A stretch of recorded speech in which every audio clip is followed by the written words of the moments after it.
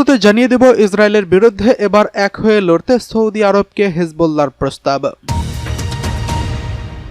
জানিয়ে দেব ইরানের পরমাণু ইস্যুতে যৌথ উদ্যোগ নিচ্ছে চীন ও রাশিয়া। অন্যদিকে রয়েছে ভারত হামলা করলে পাশে থাকবে সৌদি আরব, আশ্বাস পাকিস্তানি প্রতিরক্ষা মন্ত্রীর। জানিয়ে দেব প্রতিবেশী ন্যাটো দেশে ঢুকে পড়ল রুশ যুদ্ধ বিমান, ন্যাটোকে ডেকে আনল এস্তোনিয়া। সর্বশেষ জানিয়ে দেব গাজায় যুদ্ধবিরতির প্রস্তাবে ভেটো, তোপের মুখে যুক্তরাষ্ট্র। এতক্ষণ শুনছিলেন সংবাদ শিরোনাম, এবারে বিস্তারিত। ইসরায়েলের বিরুদ্ধে এক হয়ে লড়তে সৌদি আরবকে প্রস্তাব দিয়েছে হিজবুল্লাহ। মধ্যপ্রাচ্যে উত্তেজনার মধ্যে লেবাননে শিয়া সশস্ত্র গোষ্ঠী হিজবুল্লাহ সৌদি আরবের প্রতি অতীতের বিরোধ ভুলে সামনে এগোনোর আহ্বান জানিয়েছেন। সৌদি আরবকে অতীতের বিরোধ ভুলে ইসরায়েলের বিরুদ্ধে একটি ঐক্যবদ্ধ ফ্রন্ট তৈরির আহ্বান জানিয়েছেন গোষ্ঠীটির প্রধান নাঈম কাসেম। একই সঙ্গে রিয়াদের সঙ্গে ভালো সম্পর্ক করার প্রস্তাব দেন তিনি। বার্তা সংস্থা রয়টার্স বলছে 2016 সালে সৌদি আরব এবং অন্যান্য উপসাগরীয় দেশগুলো শিয়া হিজবুল্লাহকে সশস্ত্র সন্ত্রাসী সংগঠন হিসেবে ঘোষণা করেন। সাম্প্রতিক মাসগুলোতে রিয়াদ, ওয়াশিংটন এবং লেবাননের অভ্যন্তরে হিজবুল্লাহর প্রতিদ্বন্দ্বীদের সাথে যোগ দিয়ে লেবাননের সরকারকে চাপ দিচ্ছে এই গোষ্ঠীটিকে নিরস্ত্র করার জন্য। শুক্রবার টেলিভিশনে সম্প্রচারিত এক ভাষণে নাঈম কাসেম বলেন, আঞ্চলিক শক্তিগুলোর উচিত হিজবুল্লাহ নয়, বরং ইসরায়েলকে মধ্যপ্রাচ্যের জন্য প্রধান হুমকি হিসেবে দেখা। এ সময় রিয়াদের সাথে সম্পর্ক সংস্কারের প্রস্তাব দেন তিনি। কাসেম আরও বলেন, আমরা আপনাকে আশ্বস্ত করছি যে হিজবুল্লাহ অস্ত্রগুলো লেবানন, সৌদি আরব বা বিশ্বের অন্য কোনো স্থানে সত্তার দিকে নয়, বরং ইসরায়েলি শত্রুর দিকে তাক করা হয়েছে। তিনি আরও বলেন, আমরা যাতে ইসরায়েলের মুখোমুখি হতে পারি এবং তাকে দমন করতে পারি। হিজবুল্লাহর উপর চাপ প্রয়োগ করলে তা ইসরায়েলের জন্য লাভজনক হবে। এদিকে ইরানের পরমাণু ইস্যুতে যৌথ উদ্যোগ নিচ্ছে চীন, রাশিয়া। ইরানের পারমাণবিক ইস্যু সমাধানে খুব শিগগিরই একটি যৌথ উদ্যোগ উপস্থাপন করবে রাশিয়া ও চীন। ভিয়েনায় আন্তর্জাতিক সংস্থাগুলো রাশিয়ার স্থায়ী প্রতিনিধি মিখাইল উলিয়ানভ আল মাদিনকে এক সাক্ষাৎকারে এই কথা বলেছেন। মিখাইল উলিয়ানভ বলেন, ইরানের পারমাণবিক ইস্যু সমাধানে রাশিয়া ও চীন যৌথভাবে একটি নতুন উদ্যোগ উপস্থাপন করতে যাচ্ছেন। তিনি ইউরোপীয় দেশগুলো সমালোচনা করে বলেন, এই পদক্ষেপ এই ইস্যুটিকে রাজনৈতিক রূপ দিয়েছে, কূটনৈতিক প্রচেষ্টাকে দুর্বল করেছে এবং আন্তর্জাতিক আণবিক শক্তির সংস্থা IAEA এবং ইরানের সহযোগিতার মাত্রা ক্ষতিগ্রস্ত করেছে। মিখাইলের এই মন্তব্য এমন সময়ে এলো যখন জাতিসংঘের নিরাপত্তা পরিষদ 2015 সালে পরমাণু চুক্তি, যা joint comprehensive plan of action নামে পরিচিত, যা অনুযায়ী ইরানের উপর থেকে উঠিয়ে নেওয়া নিষেধাজ্ঞা পুনর্বহালের বিষয়ে ভোটাভুটির প্রস্তুতি নিচ্ছে। আর ব্রিটেন ও ফ্রান্স এবং জার্মানি তথাকথিত স্ন্যাপব্যাক মেকানিজম সক্রিয় করার পক্ষে চাপ দিচ্ছে। তাদের অভিযোগ, ইরান তার প্রতিশ্রুতি রক্ষা করেনি। JCPO এর বিরোধ নিষ্পত্তি প্রক্রিয়া অনুযায়ী কোনো পক্ষ যদি দাবি করে ইরান চুক্তি ভঙ্গ করেছে, তাহলে তারা 2006 থেকে 10 সালের মধ্যে গৃহীত নিরাপত্তা পরিষদের 6টি পূর্ববর্তী প্রস্তাব পুনর্বহালের দাবি করতে পারে। তবে ইরান বলছে ইউরোপীয় এই প্রক্রিয়া সক্রিয় করতে পারে না, কারণ তারাই প্রথম চুক্তি ভঙ্গ করেছে এবং 2018 সালে যুক্তরাষ্ট্র চুক্তি থেকে সরে যাওয়ার পর ক্ষতিপূরণ দিতে তারা অস্বীকৃতি জানিয়েছেন।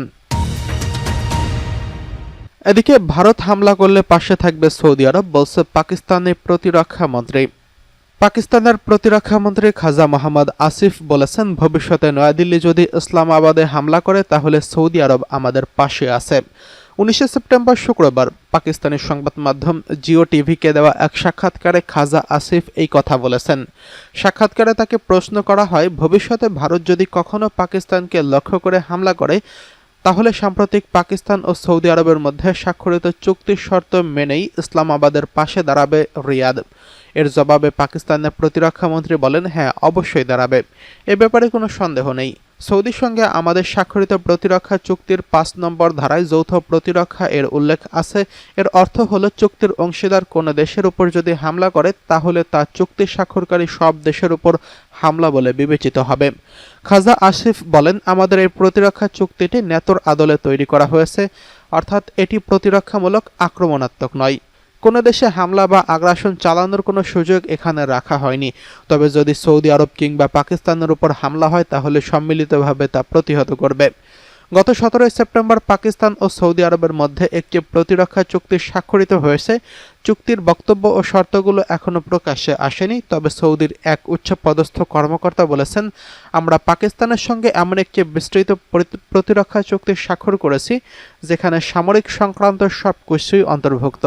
প্রসঙ্গত, বিশ্বের মুসলিম দেশগুলোর মধ্যে একমাত্র পাকিস্তানের কাছে পরমাণু অস্ত্র আছে, যদিও এটি এশিয়ার সবচেয়ে দরিদ্র দেশগুলোর মধ্যে একটি। তারপরও 6 লাখ সেনা সমৃদ্ধ পাকিস্তানের সেনাবাহিনী বিশ্বের সবচেয়ে শক্তিশালী সামরিক বাহিনীগুলোর মধ্যে অন্যতম। এদিকে প্রতিবেশী দেশে ঢুকে পড়েছে রুশ যুদ্ধবিমানের গর্জন, ন্যাটোকে ডেকে আনছে এস্তোনিয়া। পোল্যান্ড, রোমানিয়ার পর এবার এস্তোনিয়ার আকাশসীমায় প্রবেশ করেছে রাশিয়ার যুদ্ধবিমান। এস্তোনিয়ার অভিযোগ, তিনি রাশিয়ার মিগ-31 যুদ্ধবিমান ফিনল্যান্ডের উপসাগরের উপর দিয়েই অনুমতি ছাড়া এস্তোনিয়ার আকাশে প্রবেশ এবং মোট 12 মিনিট ধরে সেখানে অবস্থান করেছেন। এ সময় বিমানগুলো গর্জনে রুশ প্রতিপক্ষের দেশগুলোর আকাশেও তীব্র উত্তেজনা ছড়িয়ে পড়ে। শুক্রবার 19 সেপ্টেম্বর রাশিয়ার যুদ্ধবিমান আকাশসীমা লঙ্ঘন করার পর এস্তোনিয়া বেশ ভীত হয়ে পড়ে। তারা তাৎক্ষণিক ন্যাটোর অন্যান্য সদস্যদের সঙ্গে যোগাযোগ করে এবং সহায়তার অনুরোধ জানায়। এস্তোনিয়ার পররাষ্ট্র মন্ত্রণালয় এই অনুরোধকে নির্লজ্জ বলে নিন্দা জানিয়েছেন। তারা বলেছেন, এই নিয়ে সহযোগী রাষ্ট্রগুলোর সঙ্গে যোগাযোগ করা হচ্ছে। ন্যাটোর একজন মুখপাত্র বলেছেন, সামরিক জোট তাৎক্ষণিকভাবে প্রতিক্রিয়া জানাতে রাশিয়ান বিমানটিকে ধাওয়া করা হয়। ঘটনাটি বেপরোয়া রাশিয়ান আচরণ এবং ন্যাটোর প্রতিক্রিয়া জানানোর ক্ষমতার আরেকটি উদাহরণ বলে অভিহিত করেছে মুখপাত্র। এদিকে ইতালি, ফিনল্যান্ড ও সুইডেন ন্যাটোর পূর্বাঞ্চলকে শক্তিশালী করার লক্ষ্যে জেট বিমান পাঠিয়েছে। বিমানগুলো এস্তোনিয়ার আকাশ পাহারা দিচ্ছে, কিন্তু রাশিয়ার এস্তোনিয়ার আকাশসীমা লঙ্ঘন করার বিষয়টি অস্বীকার করেছেন। পোল্যান্ড এবং রোমানিয়া উভয় ন্যাটো সদস্য। রাশিয়ান ড্রোন তাদের আকাশসীমা লঙ্ঘন করছে বলে গত সপ্তাহে ন্যাটো সামরিক জোট এবং রাশিয়ার মধ্যে উত্তেজনা বেড়েছে।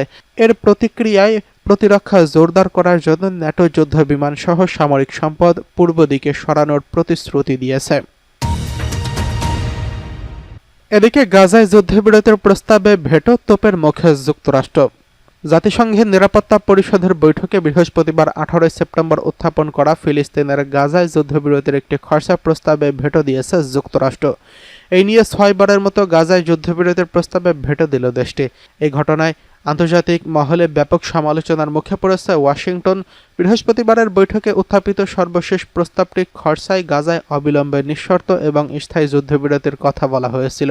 সেই সঙ্গে অবরুদ্ধ গাজা উপত্যকা থেকে ইসরায়েলকে সব ধরনের নিষেধাজ্ঞা তুলে নেওয়া এবং ত্রাণ সরবরাহ করতে দেওয়ার কথাও বলা হয়েছিল। এর বিপরীতে খসড়া প্রস্তাবটি গাজায় জিম্মি অবস্থায় থাকা ইসরায়েলিদের অবিলম্বে সম্মানজনক মুক্তির শর্তও ছিল। স্থায়ী এবং অস্থায়ী মিলে 15 সদস্যের নিরাপত্তা পরিষদে নির্বাচিত 10 সদস্য দেশ এই খসড়া প্রস্তাব তুলেছিল। স্থায়ী সদস্য যুক্তরাষ্ট্র ভেটো দিয়েছে। বাকি 14 সদস্য দেশ খসড়া প্রস্তাবটির পক্ষে ভোট দিয়েছে। যুক্তরাষ্ট্রের এই ভেটোকে কূটনৈতিক, ত্রাণ সংস্থা এবং মানবাধিকার কর্মীরা আন্তর্জাতিক কূটনীতির বড় ধরনের ব্যর্থতা হিসেবে আখ্যায়িত করেছেন। যুক্তরাষ্ট্রের নীতি বিষয়ক উপদেষ্টা মর্গান ওর্তাগাস ভেটোর পক্ষে যুক্তি দিয়ে বলেন, প্রস্তাবে হামাসকে নিন্দা করা হয়নি বা ইসরায়েলের আত্মরক্ষার অধিকারকে স্বীকৃতি দেওয়া হয়নি এবং এটি হামাসের বর্ণনাকে বৈধতা দেওয়ার ঝুঁকি বর্ণনা করে। কিন্তু তার এই কথায় নিরাপত্তা পরিষদের অন্যান্য দেশের সদস্যদের ক্ষোভ প্রশমিত হয়নি। ফিলিস্তিনি রাষ্ট্রদূত রিয়াদ মনসুর যুক্তরাষ্ট্রের ভেটোকে দুঃখজনক ও বেদনাদায়ক বলে আখ্যায়িত করে বলেন, এটি গাজায় বেসামরিক মানুষকে রক্ষা করতে ব্যর্থ করেছে, যখন জাতিসংঘের স্বাধীন তদন্তকারীরা সেখানে চলমান পরিস্থিতিকে জাতিগত নিধন হিসেবে আখ্যায়িত করেছেন।